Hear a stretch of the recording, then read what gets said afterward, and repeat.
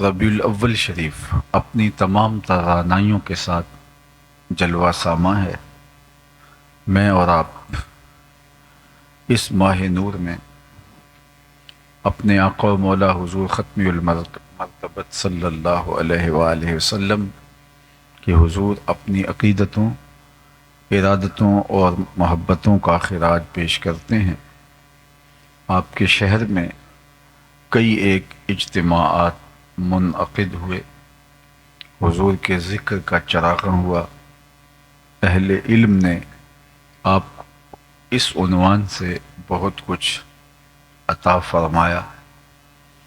آج میری اور آپ کی خوش بختی ہے کہ ہم ایک بار پھر اپنے آقا و مولا حضور نبی رحمت صلی اللہ علیہ وآلہ وسلم کے ذکر جاں کے لیے، ذکر دل فریب کے لیے، ذکر روح پرور کے لیے یہاں وقت نکال کر بیٹھنے کی سعادت پا رہے ہیں۔ اللہ تعالیٰ میری اور آپ کی حاضری کا ایک ایک لمحہ اپنی بارگاہ میں قبول فرمائے۔ حضور کا تذکرہ رحمت اہل ایمان کے لیے قلبی تسکی، روحانی فرحت اور بشاشت کا سبب اور ذریعہ ہے۔ جب کسی کے لبوں پہ حضور کے نام کا چراغاں ہوتا ہے تو اس کی ٹھنڈک روحوں تک اترتی ہے اور جی چاہتا ہے کہ آقا کریم کے تذکرے کی خوشبوئیں مہکتی رہیں، دلوں کو سرشاری میسر آتی رہے اور روحوں کو تازگی نصیب ہوتی رہے۔ اور یہ ذکر اس مہینے پر موقوف نہیں ہے، ماہ ربیع الاول سے پہلے بھی یہ ذکر جاری تھا، اس مہینے کے بعد بھی یہ ذکر جاری رہے گا، بلکہ یہ ذکر حضور کی آمد سے پہلے بھی جاری تھا اور قیامت تک جاری رہے گا، بلکہ بروز قیامت دنیا حضور کی عظمتوں کو دیکھ رہی ہوگی۔ میرے امام نے کہا تھا، فقط اتنا سبب ہے انعقاد بزم محشر کا، ان کی شان محبوبی دکھائی جانے والی ہے۔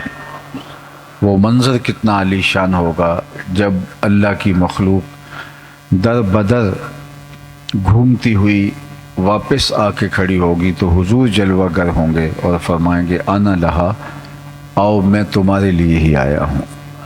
اور لوگوں کی بخشش و مغفرت کا پروانہ لیے حضور تشریف فرما ہوں گے، اللہ کے حضور سجدہ ریزی کریں گے اور اس امت کی بخشش اور نجات کا ذریعہ بنیں گے۔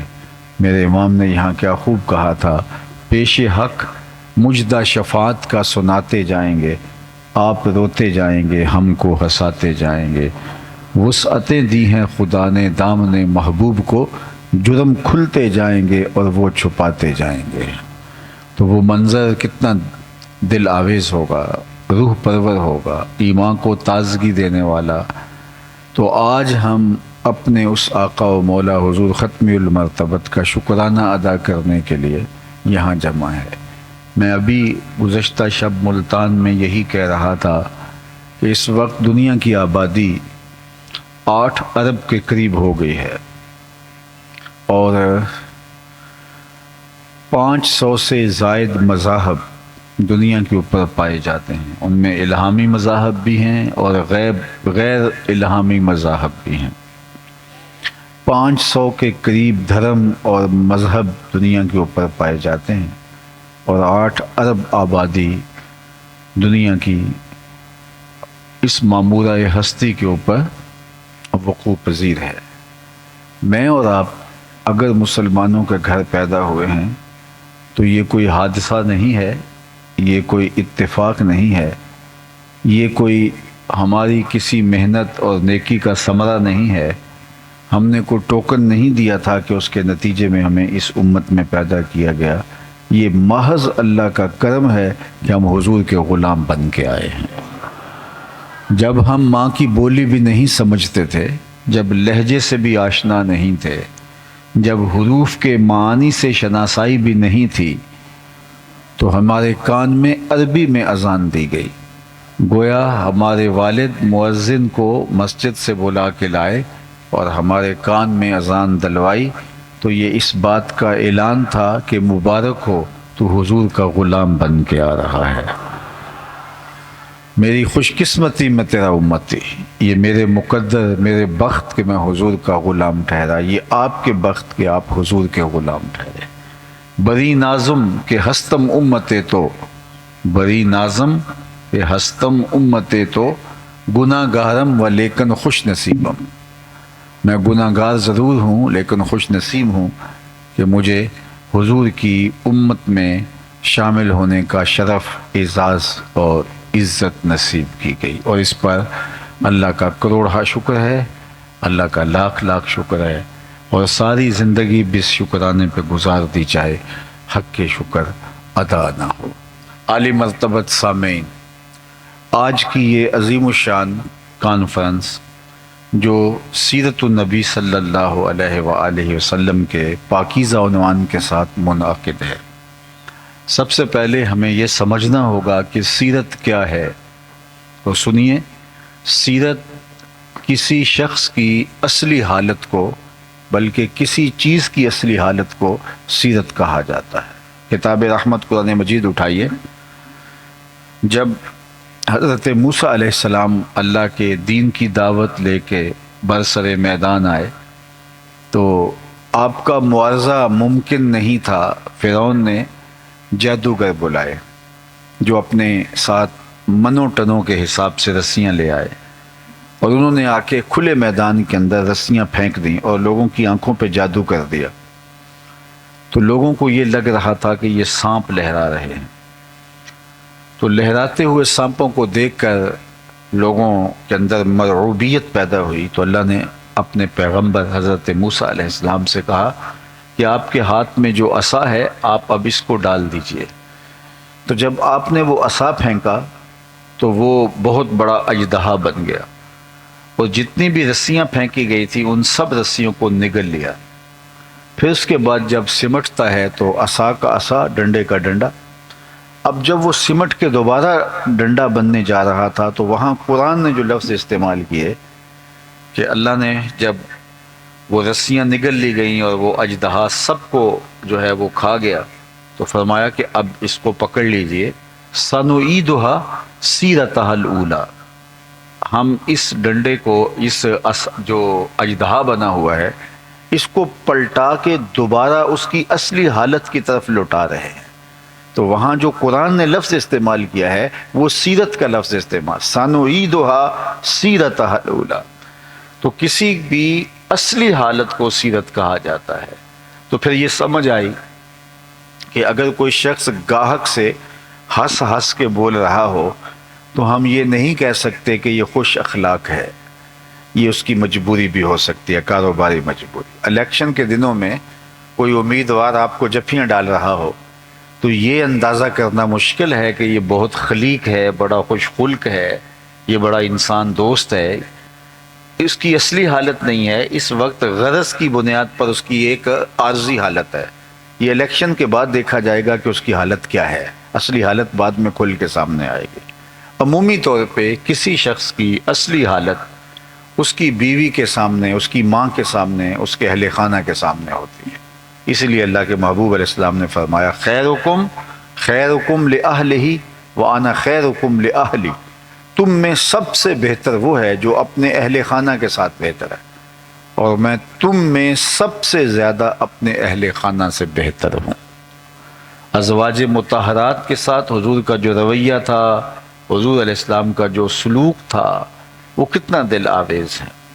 اللہ اکبر، ذرا غور کیجئے، جب حضور کا وصال ہوتا ہے تو حضور کے نکاح میں اس وقت 9 ازواج تھیں، 9 ازواج میں سے کسی ایک کو بھی شکایت نہیں تھی کہ مجھے وقت پورا نہیں ملا، مجھے انصاف نہیں ملا، مجھے میری ضرورتیں میسر نہیں آئیں، اور مجھے شفقتیں میسر نہیں آئیں، اور یہ آسان کام نہیں ہے۔ اور یہ اللہ کے پیارے محبوب صلی اللہ علیہ وآلہ وسلم کی سیرت ہے۔ اور یہ نہیں کہ کوئی فارغ شخص ہو تو وہ ہر ایک کو پورا وقت دے دے، تو یہ بھی چلو بات ماننے میں آ جاتی ہے۔ حضور کی مصروفیت کا عالم ان ایام میں کیا ہے، ذرا ملاحظہ کیجئے۔ یہ جو مدینہ المنورہ کے 10 سال ہیں، میں آپ سے ایک بات کرتا ہوں، ہمارے دیہاتوں میں ایک بات ہوتی ہے، شہر کے لوگ بھی اس مزاج سے آگاہ ہیں کہ اگر زندگی میں 302 کا ایک کیس آ جائے تو آدھی زندگی کھا جاتا ہے، اگرچہ وہ جھوٹا ہی کیوں نہ ہو۔ 302 کا ایک کیس اگر کسی کے اوپر ڈال دیا جائے تو آدھی زندگی وہ کیس لے جاتا ہے، لیکن ان 10 سالوں کے اندر میرے اور آپ کے آقا و مولا نے 27 جنگیں لڑی ہیں۔ ذرا غور کیجیے، 27 جنگیں لڑی ہیں ان 10 سالوں کے اندر۔ یہ ہے مصروفیت کا عالم، قیامت تک آنے والے انسانیت کو منشور حیات دیا ہے، یہ ہے حضور کی مصروفیت کا عالم۔ اللہ کے محبوب کی زندگی کے روز و شب لوگوں کے اندر گزرتے ہیں، کبھی بازار میں جا نکلتے ہیں اور ان کو اسلوب تجارت سکھاتے ہیں، آنے والے وفود سے ملاقات ہوتی ہے، کبھی لوگوں کی بیمار پرسی کرتے دکھائی دیتے ہیں، کبھی حضور کسی کے جنازے کے لیے تشریف فرما ہو رہے ہیں۔ حضور 5 نمازیں خود پڑھاتے تھے مسجد نبوی کے اندر، صفہ کے چبوترے پہ بیٹھ کے پڑھنے والوں کو سبق حضور خود دیا کرتے تھے۔ اللہ کے محبوب نے اسفار بھی کیے ہیں، خطوط بھی لکھے ہیں، خطوط لکھوائے ہیں، وفود بھیجے ہیں۔ اللہ کے محبوب نے مختلف لوگوں کی حوصلہ افزائی کی ہے، اچھائی کی ترغیب دی ہے، برائی سے عملاً منع کیا ہے۔ یہ حضور کی زندگی کے روز و شب ہیں، اور سارا دن یوں گزرتا ہے، اور جب رات گہری ہوتی ہے تو حضور مصلی پہ کھڑے ہو جاتے ہیں، حتیٰ تتورم قدماہ، یہاں تک کہ مبارک قدم جو ہیں ان میں ورم آ جاتا ہے، اور میرا رب رب ہو کے کہتا ہے، اے چادر اوڑھنے والے، ساری رات جاگا نہ کر، کبھی سو بھی لیا کر۔ یہ ہے حضور کی زندگی کے روز و شب۔ کسی نے ٹائم مینجمنٹ سیکھنی ہو تو وہ اللہ کے رسول سے سیکھے۔ آج کی تاریخ میں سب سے زیادہ جن چیزوں کو اہمیت دی جا رہی ہے اور جس پہ زیادہ تحقیق اور ریسرچ چل رہی ہے، ان میں سے ایک چیز ٹائم مینجمنٹ ہے۔ لوگوں کے پاس وقت سکڑ گیا ہے، کام زیادہ ہو گئے، تو لوگ یہ پوچھتے ہیں کہ تھوڑے وقت کے اندر زیادہ کام کیسے کریں۔ تو اب حضور کی زندگی کے 10 برس دیکھ لیں، 27 جنگیں بھی ہیں، اور لوگوں کو اسلوب زندگی بھی سکھایا۔ اللہ کے محبوب نے صفہ کے چبوترے پہ بیٹھ کے پڑھنے والے تمام صحابہ کو قیامت تک آنے والے مسائل کا حل بھی دیا۔ گھر میں ام المومنین کو جو ہے وہ تمام خواتین کے مسائل بھی سکھائے، اور آقا کریم علیہ السلام نے آنے والے وفود سے ملاقات بھی کی، اور 9 ازواج میں سے کسی ایک خاتون کو بھی شکایت نہیں ہے کہ مجھے وقت پورا نہیں ملا ہے۔ اللہ اکبر۔ تو یہ حضور کی زندگی ہے، تو ٹائم مینجمنٹ حضور سے سیکھیں۔ اور آج لوگ کہتے ہیں کہ وقت بچانے کا بہترین طریقہ یہ ہے کہ آپ اپنے ضروری کام خود کریں، اس سے بہت سارا وقت بچتا ہے، اور یہ آپ حضور کی سیرت سے سیکھ سکتے ہیں۔ اللہ کے محبوب علیہ السلام ایک سفر میں ہیں، تو ایک جگہ پہ پڑاؤ کیا، تو کوئی چولہا سیدھا کرنے لگا، کوئی گوشت کاٹنے لگا، کوئی اور ضرورت کے لیے کھانے کی تیاری میں لگ گیا۔ تو آقا کریم بھی ایک سمت چل دیے۔ تو صحابہ نے کہا، حضور آپ کہاں تشریف لے جا رہے ہیں؟ فرمایا، علیہ جمع الحطب، میں لکڑیاں جمع کر کے لاتا ہوں۔ تو لوگوں نے کہا، حضور ہم خادم ہیں، ہم کس لیے؟ تو فرمایا کہ میں یہ پسند نہیں کرتا کہ لوگ کام کریں اور میں معتبر بن کے بیٹھا رہوں۔ اللہ اکبر۔ ہمارے تو خادم صاحب یہ ٹشو کا ڈبہ بھی پاس لے کے کھڑے ہوتے ہیں کہ ہمارے لیڈر ٹشو بھی خود نکال نہیں پاتے، تو کیا انہوں نے امت سازی کا عمل کرنا ہے؟ جو گلاس میں پانی خود نہ ڈال سکیں، جو ٹشو نہ اٹھا سکیں، تو وہ کس طرح امت سازی کا عمل کریں گے؟ حضور نے فرمایا، علیہ جمع الحطب، میرے اوپر لکڑیاں جمع کرنا ہے، اور حضور لکڑیاں جمع کر کے لائے تاکہ ان کاموں کے اندر میرا بھی برابر کا حصہ ہو۔ غزوہ خندق کے موقع پر آپ جانتے ہیں کہ کیا حال ہوا، بھوک کی شدت ہے، اور شدت کی وجہ سے انہوں نے اپنے اپنے پیٹ پہ پتھر باندھے ہوئے تھے، اور جب برداشت سے کام باہر ہونے لگا تو کچھ لوگ حضور کے پاس آئے اور شکایت کی کہ حضور اب تو بھوک کی اتنی شدت ہے، دیکھیے پیٹ کے اوپر پتھر باندھ لیے ہیں، اب تو جو ہے وہ کام نہیں ہو پا رہا۔ تو حضور نے ان کو کوئی تسلی آمیز صرف لفظ دینے کی بجائے اپنے پیٹ سے کپڑا اٹھایا تو لوگوں نے دیکھا کہ حضور کے پیٹ پہ دو دو پتھر بندھے ہوئے. اگر ان کے پیٹ پہ ایک پتھر بندھا ہے تو حضور کے بطن اقدس کے اوپر دو پتھر بندھے ہوئے تھے. تو پھر انہوں نے جو جذبہ اور جوش کے ساتھ میدان عمل کے اندر جو ہے وہ کود کے نعرہ لگایا وہ یہ تھا، نحن الذین بایعوا محمدا، ہم وہ ہیں جن کا پیر یہ ہے، ہم وہ ہیں جن کا مرشد گرامی یہ، ہم وہ ہیں جنہوں نے حضور کے ہاتھ پہ بیعت کی ہے. پھر وہ پوری ہمت کے ساتھ، توانائی کے ساتھ میدان عمل میں موجود پائے گئے اور پھر حالات کے رخ کو پلٹ کے رکھ دیا. تو یہ حضور کی سیرت طیبہ ہے.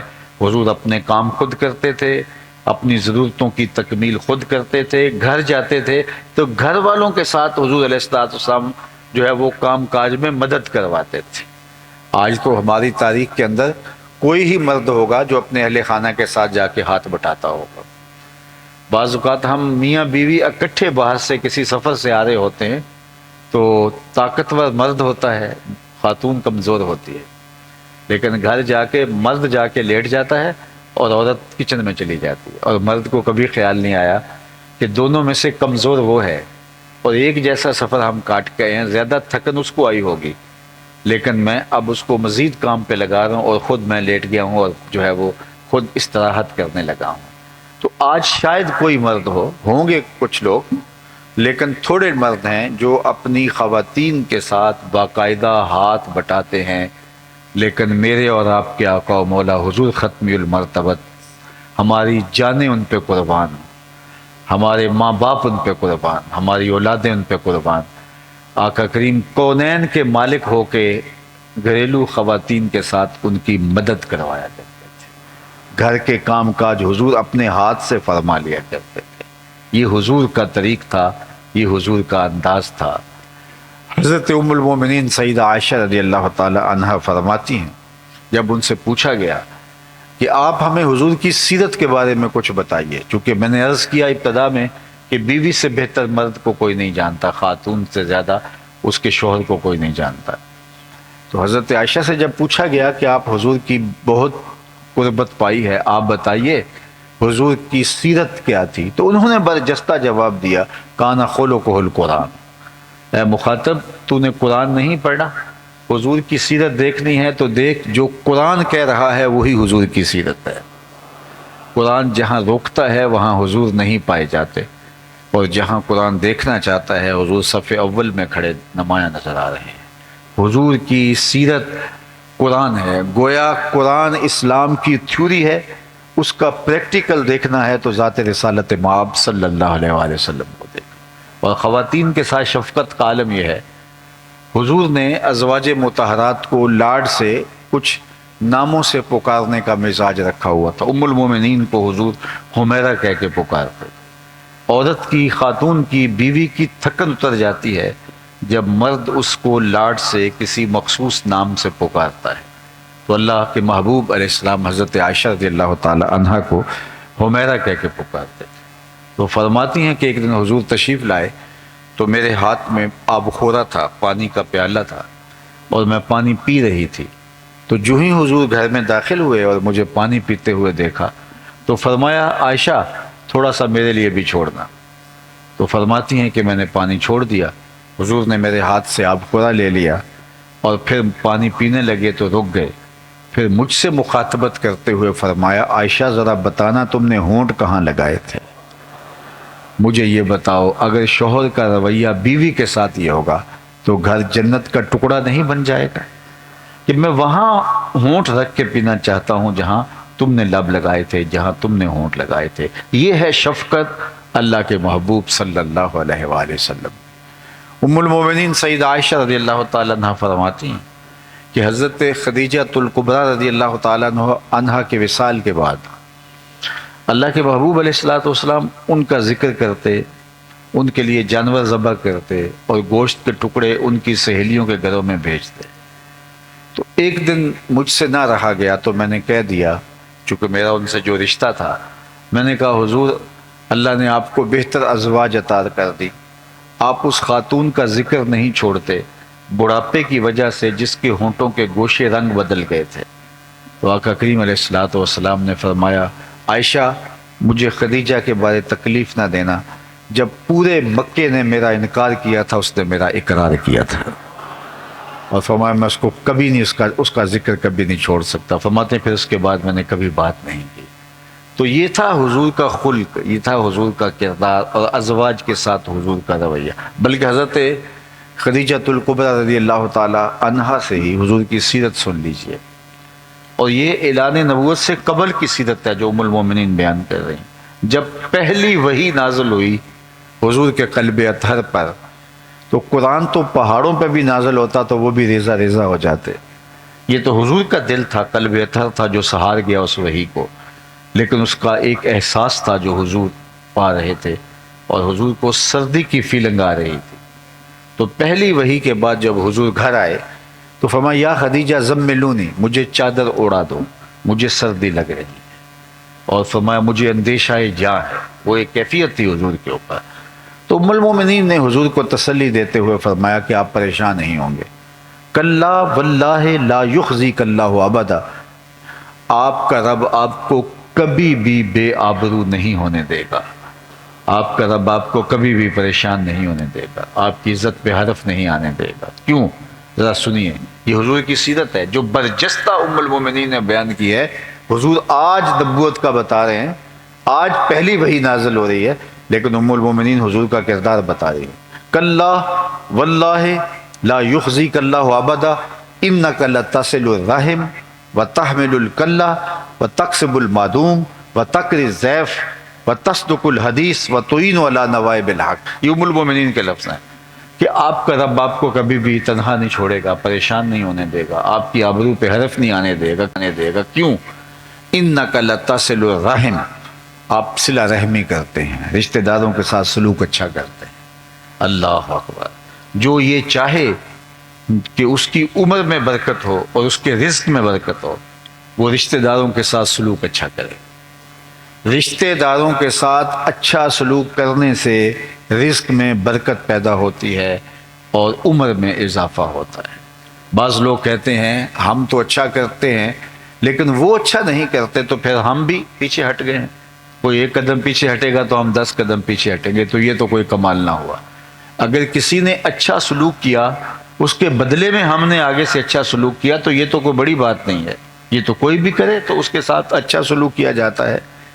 کوئی برا سلوک کرے پھر بھی اچھائی کرنا اس کے ساتھ کمال یہ ہے آپ کا اور میرا حوصلہ کہ ہم اس کے ساتھ کیا سلوک کرتے ہیں، رشتہ داروں کے کھردرے رویے کے باوجود، ان کے نامناسب سلوک کے باوجود ان کے ساتھ اچھا سلوک کرنا۔ آپ اگر مجھے پوچھیں بہترین صدقہ کون سا ہے تو بہترین صدقے کی مختلف صورتیں ہیں، ان میں سے ایک صورت بہترین صدقے کی یہ ہے، افضل ترین جو صدقات ہیں ان میں سے ایک صورت یہ ہے کہ ناراض رشتہ دار کو صدقہ دیا جائے۔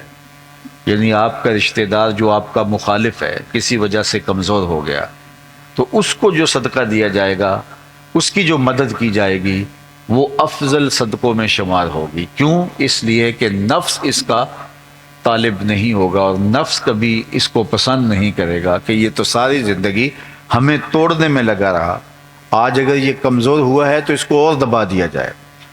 تو وہ صدقہ نفس اس کی مخالفت کرے گا، اور نفس کی مخالفت کے باوجود غریب رشتہ دار کو جو نادار ہو گیا ہے، ضرورت مند ہو گیا ہے، اس کو کھڑا کرنا، وہ گر گیا ہے اس کو اٹھانا، اس کی ضرورت کو پورا کرنا، یہ افضل صدقات میں سے صدقہ قرار دیا گیا ہے۔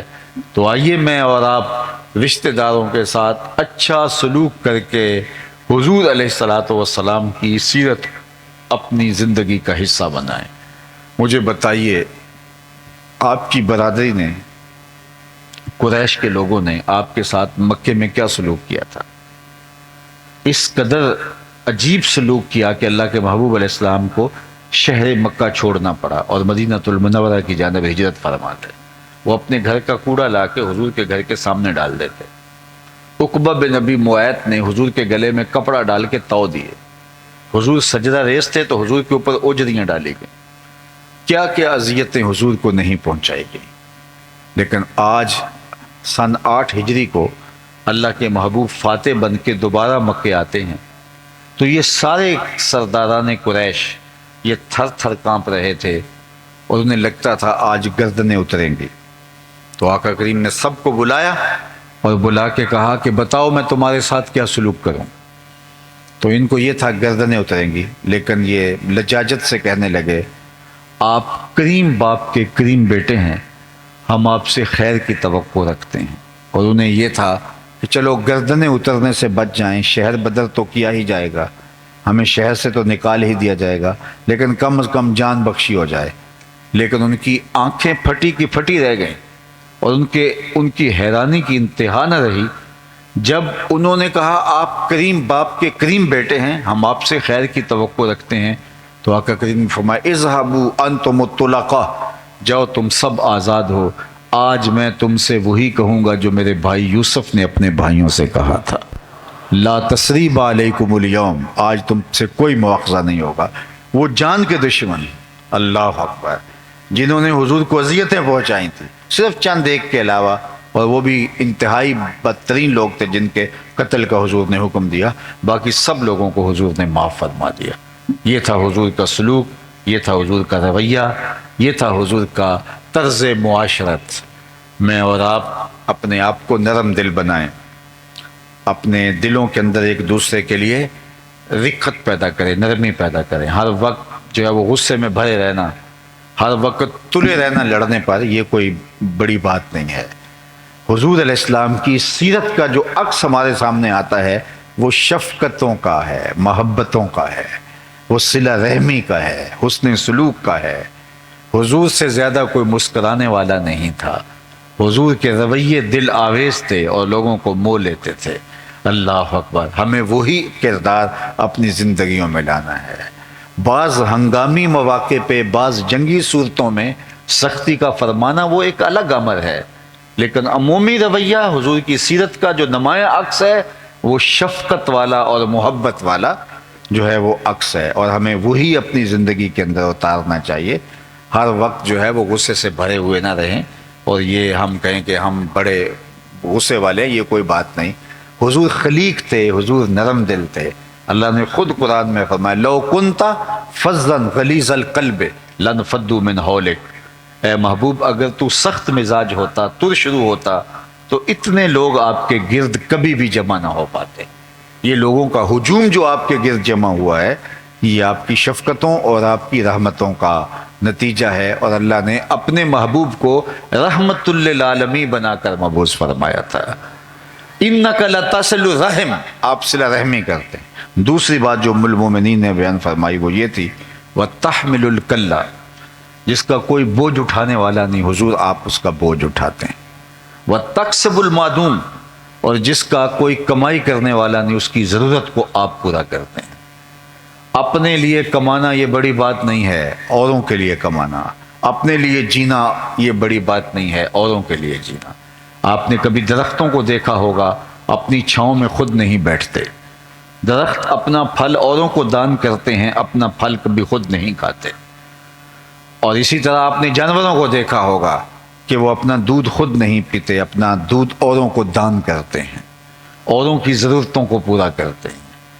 جو اوروں کی ضرورتوں کو پورا کرتا ہے وہ نافع وجود اللہ اس کو دیر تک باقی رکھتا ہے، اور جو اوروں کی ضرورتوں کی تکمیل نہیں کرتا، اپنی زندگی جیتا ہے، خود غرضی کی زندگی جیتا ہے، پھر وہ کچھ عرصے کے بعد مٹا دیا جاتا ہے، اس کا تشخص بھی باقی نہیں رہتا۔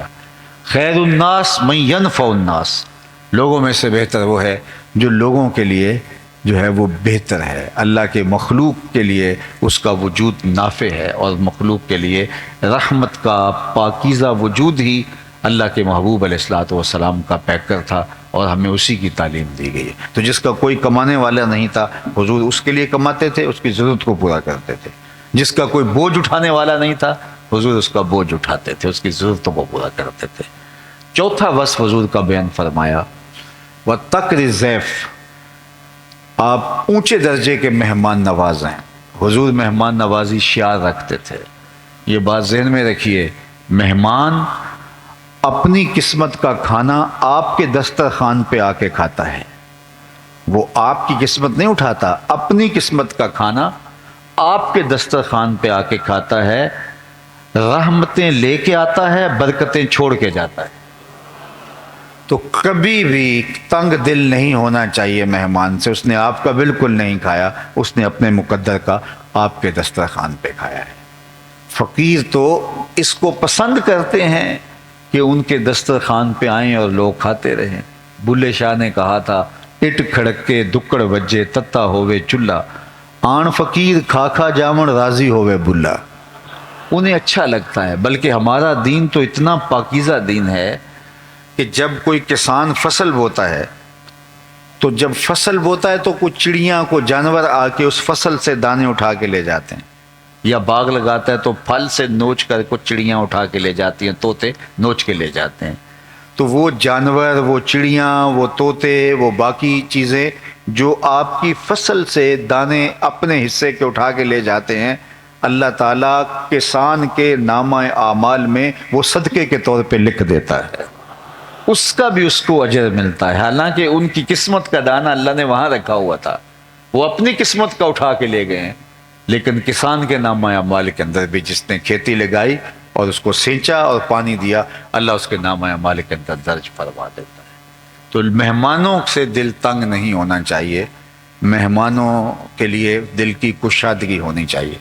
حضرت ابراہیم علیہ السلام کی تو عادت یہ تھی کہ مہمان کے بغیر کھانا ہی نہیں کھاتے تھے، اور یہ بات ذہن میں رکھیے، جو کھانا مہمان کے ساتھ کھایا جائے اس کا حساب نہیں ہوتا۔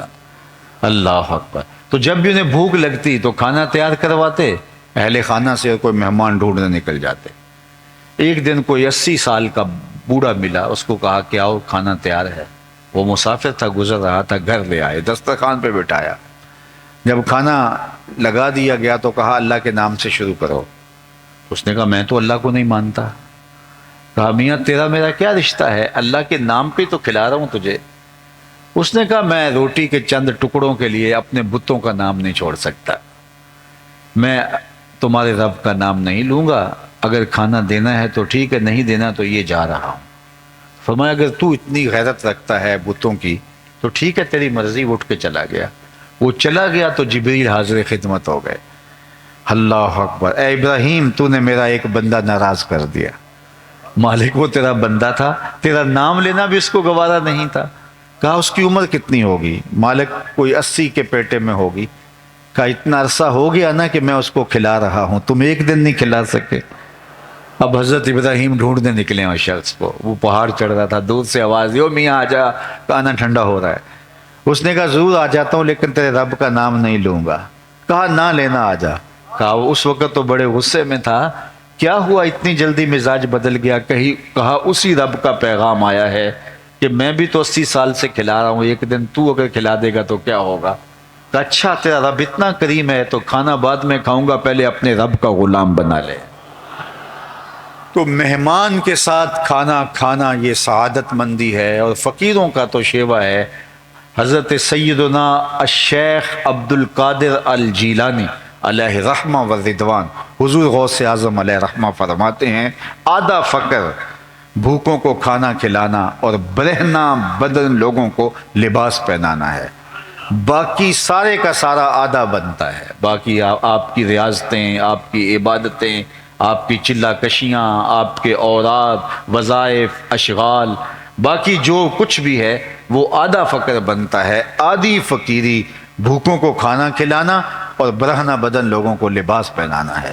تو فرمایا کہ وَتَقْرِ الضَّيْفَ، حضور آپ لوگوں کو کھانا کھلاتے ہیں، ضرورت مندوں کی ضرورت کو پورا کرتے ہیں، آپ کا رب آپ کو کبھی بھی تنہا نہیں چھوڑے گا، پریشان نہیں ہونے دے گا۔ پھر اس کے بعد جو چوتھی چیز، پانچویں چیز بیان کی ام المومنین نے، وہ یہ تھی وَتَصْدُقُ الْحَدِيث، آپ نے زندگی میں کبھی جھوٹ نہیں بولا۔ یہ میرے حضور کی سیرت ہے اور اس سیرت کو ہمیں سیکھنے کی ضرورت ہے۔ آج حضور کی امت جو قدم قدم پہ جھوٹ بول رہی ہے، اس کو کس طرح زیبا ہے کہ وہ جھوٹ بولے۔ ہمارے آقا و مولا تو وہ تھے کہ جن کو کافر بھی صادق اور امین کہہ کے پکارتے تھے، اور ہم بات بات پہ جھوٹ بولیں اور حضور کی امت ہونے کا دعویٰ کریں تو ہم پھر کھڑے کہاں ہیں؟ آج ہمارا تاجر کہتا ہے جناب اگر جھوٹ نہ بولیں تو سودا نہیں بکتا۔ تو میں کہتا ہوں جاپان والے کیسے بیچ لیتے ہیں؟ پوری دنیا کے اوپر ان کا سودا آنکھیں بند کر کے لوگ لے رہے ہیں۔ انہوں نے جھوٹ سنا ہی نہیں ہے، وہ جھوٹ سے آشنا ہی نہیں، چونکہ ان کی ماں نے بتایا، ان کے باپ نے بتایا کہ سچ ہی بولنا ہے۔ یار ہمیں تو ہمارے نبی نے بتایا تھا کہ سچ بولنا ہے۔ ہمارے نبی کو کافر بھی صادق اور امین کہہ کے پکارتے تھے۔ حضور علیہ السلام سے پوچھا گیا کہ مسلمان بزدل ہو سکتا ہے؟ فرمایا نہیں، بہادر ہوتا ہے، لیکن ہو سکتا ہے کبھی بزدلی کر بھی جائے، کبھی کوئی ایسا مرحلہ آ جائے، بشری تو ہے۔ پھر پوچھا گیا مومن بخیل ہو سکتا ہے؟ کہا نہیں، سخی ہوتا ہے، لیکن ہو سکتا ہے کبھی بخل کر جائے، آخر بشری تو ہے۔ پھر تیسرا سوال ہوا کہ مومن جھوٹا ہو سکتا ہے؟ فرمایا جھوٹا نہیں ہو سکتا، یہ طے ہے کہ مومن ہو اور جھوٹا ہو یہ نہیں ہو سکتا۔ مومن سچا ہوتا ہے، سچائی کے ساتھ کھڑا ہوتا ہے، اور آپ جھوٹ بول کے فائدہ بھی حاصل کر لیں، کسی کو دھوکہ دینے میں کامیاب بھی ہو جائیں، کسی کا مال ہتھیانے میں کامیاب بھی ہو جائیں، کسی مشکل سے بچ بھی جائیں، لیکن دل میں اطمینان نہیں ہوگا، اور سچ بول کے پھنس بھی جائیں، سچ بول کے نقصان بھی کر لیں، سچ بول کے گھاٹا بھی کھا لیں، پھر بھی آپ کا دل مطمئن ہوگا۔ الصدق طمانینہ والکذب ریبہ، سچ طمانیت قلب کا سبب ہے، اور جھوٹ جو ہے وہ پریشانی کا، ٹینشن کا، اذیت کا سبب ہے۔ بے چینی ختم نہیں ہوگی جھوٹے شخص کی۔ سچا شخص جو ہے وہ سچ بول کے بہت کچھ کھو بھی دے، پھر بھی وہ سچائی کی وجہ سے مطمئن ہوگا۔ وہ کیا کسی نے کہا تھا، لوٹ کر بھی کوئی بے چین رہا، لٹ کے بھی چین سے سویا کوئی۔ تو سچائی کے ساتھ جڑا رہنا اور سچ کے ساتھ اپنے آپ کو وابستہ کرنا۔ ایک روایت میں آتا ہے کہ جب کوئی شخص جھوٹ بولتا ہے تو اس کے منہ سے بدبو نکلتی ہے، جو عام لوگ تو محسوس نہیں کر پاتے، لیکن اللہ کے نورانی فرشتے جو ہر مومن کے حصے کی رحمت لے کے اس کو دینے آ رہے ہوتے ہیں، وہ حساس فرشتے 1 میل پیچھے ہٹ جاتے ہیں۔ اللہ اکبر! جو ہمارے حصے کی ڈلیوری لے کے رحمت کا پارسل ہمارے گھروں میں دینے آ رہے ہوتے ہیں، وہ اتنے حساس ہوتے ہیں کہ کسی گھر سے جھوٹ کی بدبو نکلے تو وہ 1 میل پیچھے چلے جاتے ہیں۔ مجھے بتاؤ، جس گھر میں باپ بھی جھوٹ بولے، ماں بھی جھوٹ بولے، بیٹیاں بھی جھوٹ بولے، بیٹے بھی جھوٹ بولے، وہاں تو بدبو کے ببھوکے اٹھ رہے ہوں گے، اتنی عفونت پھیلی ہوگی کہ فرشتے تو دور شہر سے باہر کھڑے ہوں گے، گاؤں سے باہر کھڑے ہوں گے۔ اب رحمت کا پارسل ہمارے نام کا ان کے پاس ہے، آگے اتنا تعفن پھیلا ہوا ہے کہ وہ آ نہیں رہے، اور ہم موقع بھی نہیں دے رہے۔ ابھی پہلے جھوٹ کی عفونت ختم نہیں ہوئی ہوتی کہ دوسرا جھوٹ بول رہے ہوتے ہیں۔ تو وہ رحمت والے فرشتے باہر کھڑے ہیں۔ اب ہمارے گھر میں بے برکتی ہوئی، رحمت چونکہ وصول نہیں کر پا رہے، اور بے برکتیاں ہی بے برکتیاں، نحوستے ہی نحوستے۔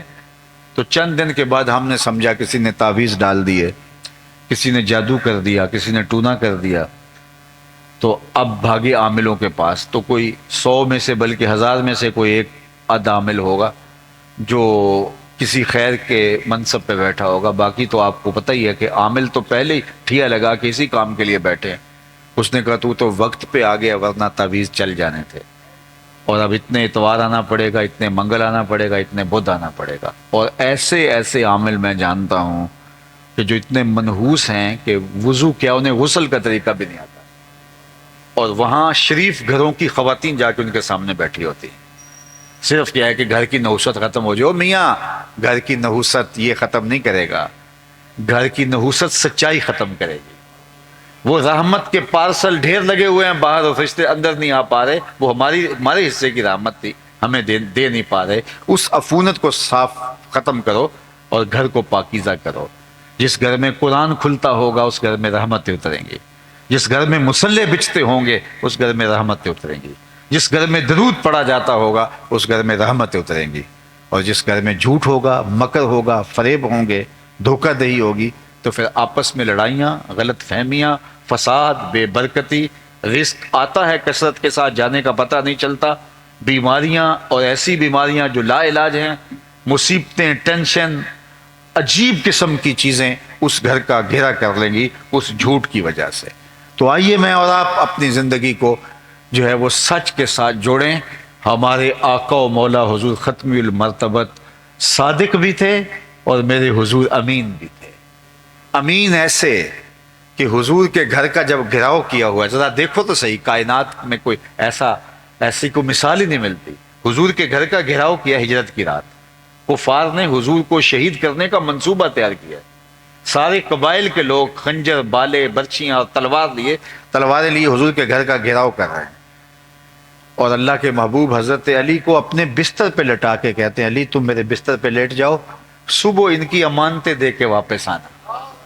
اتنے امین کہ جو قتل کرنے کے ارادے سے، حضور کو شہید کرنے کے ارادے سے جو ظالم گھیرا ڈالے ہوئے ہیں، حضور کے ان پاس ان کی امانتیں ہیں، حضور کو ان کی امانتوں کا خیال ہے، زمانے میں لاؤ تو صحیح کوئی ایسا امین۔ اللہ اکبر۔ جب جبل صفا پہ چڑھ کے حضور نے اسلام کی پہلی دعوت دی، جب حکم ہوا وَأَنذِرْ عَشِيرَتَكَ الْأَقْرَبِينَ، حضور قریبی لوگوں کو آپ دین کی دعوت دے، تو آقا کریم نے قریبی لوگوں کو بلایا اور جبل صفا پہ اکٹھا کیا، اور پھر کہا کہ لوگوں اگر میں کہوں کہ پہاڑ کی دوسری جانب سے ایک لشکر آ رہا ہے جو تمہیں تاخت و تاراج کر دے گا تو کیا میری بات مان لو گے؟ تو انہوں نے کیا کہا ذرا سنیے۔ انہوں نے کہا ہم دیکھیں گے، اگر نظر آیا تو درست، اگر نظر نہ آیا تو ہم کہیں گے ہم اندھے ہو گئے ہیں، آپ سچے ہو۔ یہ تھی میرے رسول کی صداقت، یہ تھا میرے رسول کا سچ۔ آج یہ امت کیوں جھوٹ بول رہی ہے؟ قدم قدم پہ جھوٹ بول رہی ہے۔ حضور علیہ السلام سے پوچھا گیا، بلکہ ایک دن خود حضور نے پوچھا الا انبئکم باکبر الکبائر، میں تمہیں بڑے بڑے گناہوں کی خبر نہ دوں؟ یعنی کبیرہ گناہوں میں بھی جو اکبر الکبائر ہیں ان کی خبر نہ دوں؟ تو صحابہ نے کہا بلا کیوں نہیں، حضور ارشاد فرمائیے، فرمایا الاشراک باللہ، سب سے بڑا گناہ اللہ کے ساتھ کسی کو شریک ٹھہرانا ہے، یہ سب سے بڑا گناہ جس کی معافی نہیں ہے، الا یہ کہ کوئی جو ہے وہ ایمان لائے اور اسلام میں داخل ہو۔ دوسری بات فرمایا وعقوق الوالدین، والدین کو اذیت دینا، تنگ کرنا، والدین کی نافرمانی کرنا، یہ شرک کے بعد سب سے بڑا گناہ ہے۔ یہ دو گناہ بیان کرنے کے بعد فجلس وکان متکئا، حضور ٹیک لگائے بیٹھے تھے تو حضور نے ٹیک چھوڑ دی اور آگے ہو کے بیٹھ گئے، تیسرے مضمون کی اہمیت کو اجاگر کرنے کے لیے۔ اور پھر حضور نے فرمایا الا وقول الزور، سن لو تیسرا بڑا گناہ جھوٹ بولنا ہے۔ الا وقول الزور، سن لو تیسرا گناہ جھوٹ بولنا ہے۔ الا وقول الزور، سن لو تیسرا گناہ جھوٹ بولنا ہے۔ صحابہ فرماتے ہیں حضور بار بار فرمائے جا رہے تھے اور ہم آرزو کر رہے لیتہ سکتا، کاش حضور سکوت اختیار فرما لیں، ہم سمجھ گئے جو حضور بتانا چاہ رہے ہیں۔ حضور نے پہلے ٹیک چھوڑی، پھر حضور اس قدر بار بیان فرما رہے تھے کہ ہمیں حضور کی مشقت کی وجہ سے بار بار یہ خیال آتا تھا کہ حضور اگر سکوت اختیار کریں تو جو حضور فرمانا چاہ رہے ہیں حضور ہم سمجھ گئے، لیکن اللہ کے محبوب علیہ السلام جھوٹ کی مذمت اس انداز سے کر رہے تھے، پہلے ٹیک چھوڑی اور پھر بار بار فرمائے جا رہے تھے لوگوں جھوٹ بولنا، لوگوں جھوٹ بولنا، لوگوں جھوٹ بولنا، یہ اللہ کے نزدیک بڑے گناہوں میں سے بڑا گناہ ہے۔ مجھے یہ بتائیے کہ یہ امت کیوں جھوٹ بولتی ہے؟ اس کی زندگی میں کہاں سے جھوٹ در آیا؟ یہ سچے نبی کی غلام ہو کر کے جھوٹ کو شعار کیوں بنا بیٹھی؟ اور میں آپ کو کہتا ہوں کہ آج ہم جلسے سننے کا چسکا تو رکھتے ہیں، ہم خطاب سننے کی لذت تو پاتے ہیں، لیکن ہم خطاب پسند ہو گئے ہیں، گفتگو پر، خطاب پر، تقریر پر، واعظ پر ہم عمل کے عادی نہیں رہے۔ تو یہ پھر ساری زندگی سنتے رہیں کیا فرق پڑتا ہے؟ اور اگر ہم عمل کریں ہمارا معاشرہ آج ہی تبدیل ہوگا۔ میں آپ سے کہتا ہوں یہ جتنے لوگ میرے سامنے بیٹھے ہیں، یہ مجھے اندازہ نہیں ہے کہ خانے وال سٹی کی آبادی کتنی ہے، فرض کرو 10 لاکھ آبادی ہو تو یہ اگر 5,000 6,000 3,000 10,000 بھی اگر لگا لیں، فرض کرو باہر بھی ہوں یا خواتین بھی ہوں، تو اگر 10 لاکھ آبادی ہے اور یہ 10,000 ہیں تو نہیں، لیکن چلو 10,000 ہی لگا لے کر بڑا کھلا مارجن دے دیتے ہیں، تو پھر بھی یہ 1% ہیں، 99 لوگ نہیں ہیں، ایک آدمی ہے، یعنی 9,90,000 لوگ میرے سامنے نہیں ہیں، صرف 10,000 لوگ ہیں، اور صرف یہ 10,000 لوگ یہاں سے عزم کر کے اٹھیں کہ آج کے بعد جھوٹ نہیں بولیں گے، کل سے ہی دیکھ لینا آپ کا شہر بدلا بدلا دکھائی دے گا، صرف اتنے لوگ۔ اور اگر سارے بدل جائیں کہ نہیں ہم نے سچ بولنا ہے، پھر آسمان سے برکتیں اتریں گی، یہ جو ہم رونا روتے ہیں نا کہ یہ برے حکمران آ گئے، یہ آئے دن آفتیں آتی ہیں، یہ ہمارے اعمال کی سزا ہے۔ اللہ تعالیٰ نے قرآن مجید میں ارشاد فرمایا وہ اس بات پہ قادر ہے کہ تمہارے اوپر سے عذاب نازل کرے، تمہارے نیچے سے عذاب نازل کرے۔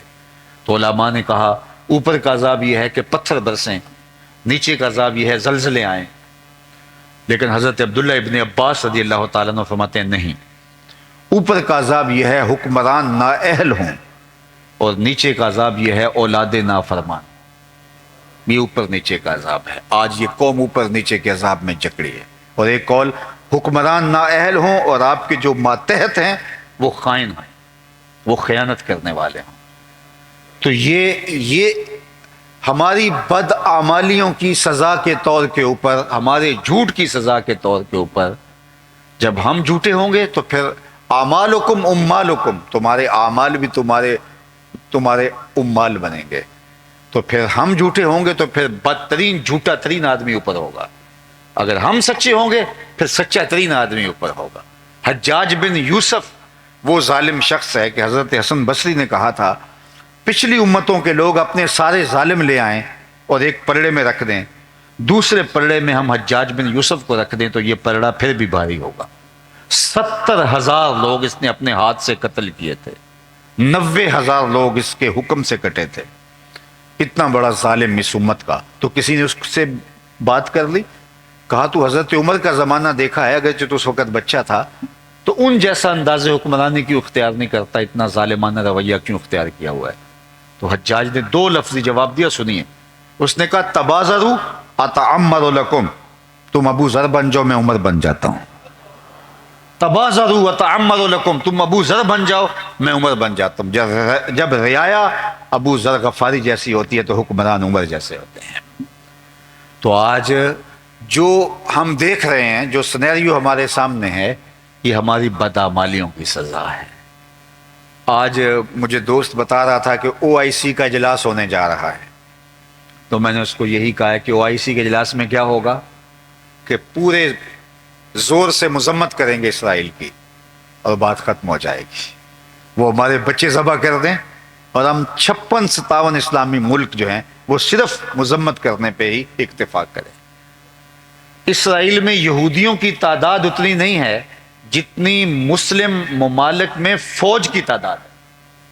80 لاکھ کے قریب مسلم ممالک کی فوج بنتی ہے، اور اسرائیل میں 80 لاکھ یہودی نہیں ہیں، اور ہمارے بچے دن دہاڑے ذبح کرتے ہیں اور ہم کھلی آنکھوں سے دیکھتے ہیں، اور سوائے مذمت کے ہمارے پاس کوئی لفظ نہیں ہے۔ یہ ہم کہتے ہیں یہ حکمران برے ہیں، میاں یہ حکمران ہمارے اعمال کی جزا ہے، ہمارے اعمال کا صلہ ہے، ہمارے اعمال کی سزا ہے جو ہم بھگت رہے ہیں، اور یہ ہوتا رہے گا۔ میں اور آپ صرف جھوٹ بھی نہیں چھوڑنا چاہتے، کوئی نہیں چھوڑنا چاہتا جھوٹ، اور ہم کہتے ہیں کہ ٹھیک ہے ہم نے تقریر سنی ہے سنیں گے، ہم نے واز سنا ہے سنیں گے، اچھی محفل نعت کروائیں گے، ہم پیر صاحب سے بھی بیعت ہیں اور پیر صاحب کو بھی نذرانہ دیں گے، ہم حج بھی کریں گے، عمرے بھی کریں گے، سب کچھ کریں گے، لیکن دکان پہ بیٹھ کے جھوٹ بولیں گے، 2 نمبر مال بیچیں گے، ملاوٹ کریں گے، دھوکہ دیں گے، دجل و تلبیس کریں گے، اور چاہتے ہیں کہ اوپر فرشتوں جیسے حکمران آئیں۔ این خیال استو محال استو جنو، یہ کبھی ہونے والا نہیں ہے جب تک ہم خود صحیح نہیں ہوں گے۔ تو میں کہتا ہوں کہ قوم اگر ارادہ کر لے کہ ہم نے ٹھیک ہونا ہے تو یہ 10 لاکھ میں سے 10,000 لوگ بھی نہیں ہیں، لیکن صرف اتنے لوگ آج کے بعد عزم مصمم کر لیں تو کل سے شہر میں بدلاؤ آپ کو محسوس ہوگا۔ اور اگر سارا شہر، پھر پورا ملک اگر ارادہ کر لے کہ ہم سچ بولیں گے، صرف ایک سچ کی برکت سے ملک کل سے بدلنا شروع ہو جائے گا، لیکن ہم اس کو بدلنے کے لیے تیار نہیں ہیں۔ ہم صرف تقریر کی لذت لینا چاہتے ہیں، عمل ہمیں تلخ لگتا ہے، عمل ہمیں مشکل لگتا ہے۔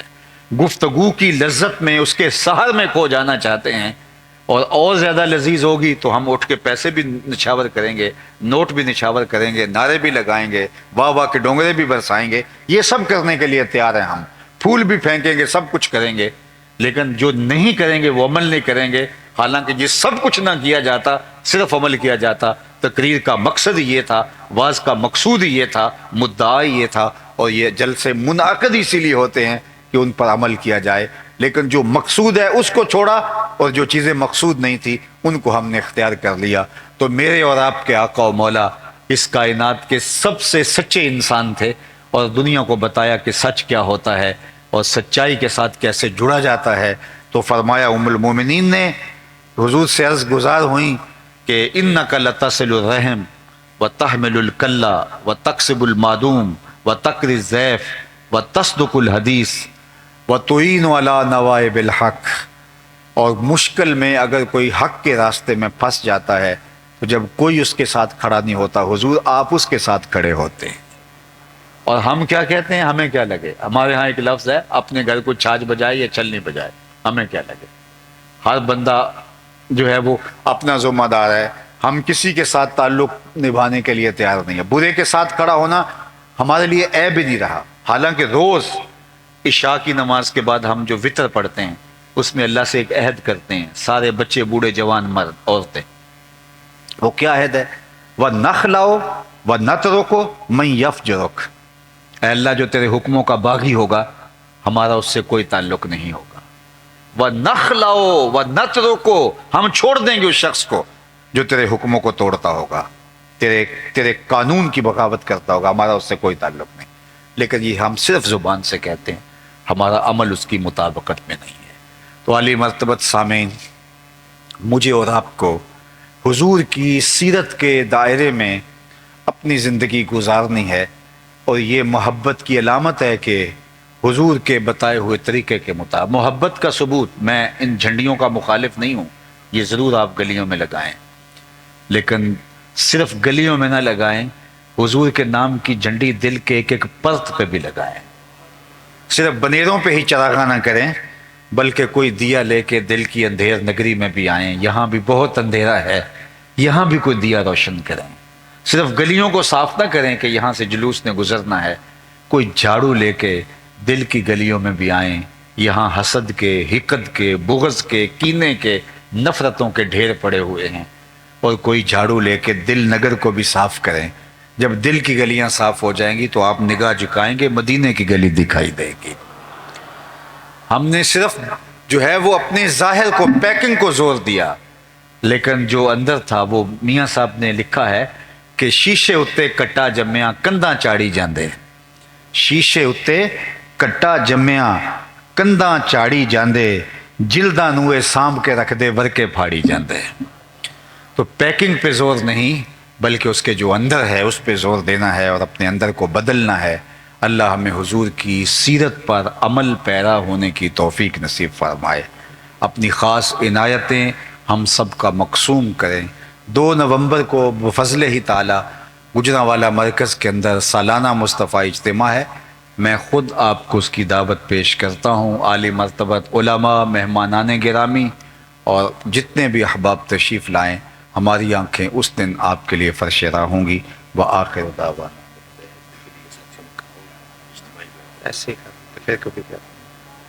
اللہم صلی علی سیدنا و مولانا محمد معدن الجود والکرم وآلہ وصحبہ وبارک وسلم۔ اللہ اٹھے ہوئے ہاتھ کبھی بھی خالی نہ موڑنا، پھیلی ہوئی جھولیاں رحمتوں سے بھر دینا، بخت کی بہاریں نصیب فرمانا، مقدر کی خزائیں رخصت کر دینا، جئیں تو تیرے لیے، مریں تو تیرے دین کے لیے، زندگی کی آخری ہچکی تک تیرے رسول کے وفادار رہیں، ہر علت سے، ہر قلت سے، ہر ذلت سے رہائی عطا کر دے، اپنے پاک نبی کے در کی گدائی عطا کر دے، نفس و شیطان کے مکر و فریب سے، دجل و تلبیسات سے ہماری حفاظت فرمانا۔ اللہ باطن کو ستھرائیاں دینا، خیالوں کو پاکیزگیاں دینا، سوچوں کو عفت عطا کر دینا، نور دینا، اجالے اور روشنیاں دینا۔ یہاں تشریف فرما کوئی ایک شخص بھی محروم نہ لوٹے۔ اس مجلس سیرت النبی کی برکتیں لوگوں کے گھروں میں پہنچنے سے پہلے سب کے گھروں تک پہنچا دے۔ اللہ حضور علیہ السلام کی سیرت اپنانے کی، اختیار کرنے کی ہم سب کو توفیقات عطا فرما۔ اللہ آج جن لوگوں نے اس اجتماع کا انعقاد کیا، شامل ہوئے، ادارۃ المصطفیٰ حلقہ خانیوال کے جملہ دوستوں کو، احباب کو اور ان کے جملہ معاونین کو، سرپرستوں کو تیرے حضور پیش کرتا ہوں۔ اللہ ان کو بہتر اجر، صلہ، جزا اور جزا عطا فرما دے، اپنی عنایات خاصہ سے مالا مال فرما دے۔ ہمارے اٹھے ہوئے اپنی خاص کرم نوازیاں نصیب فرما دیں۔ ہمارے علی بھائی کی والدہ بیمار ہیں، اور بھی جتنے بھی اس امت کے بیمار ہیں، اللہ سب کو شفا عطا فرما دے۔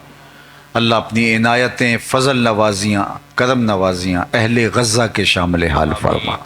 اس آسمان کے نیچے، زمین کے اوپر تیرے علاوہ ان کا کوئی آسرا نہیں رہا۔ اللہ ان کے حوصلے نہ ٹوٹنے پائیں، ان کی تائید غیبی اور نصرت فرمانا۔ وصلی اللہ تعالی علی النبی الامین وآلہ واصحابہ اجمعین۔ سلام بحضور خیر۔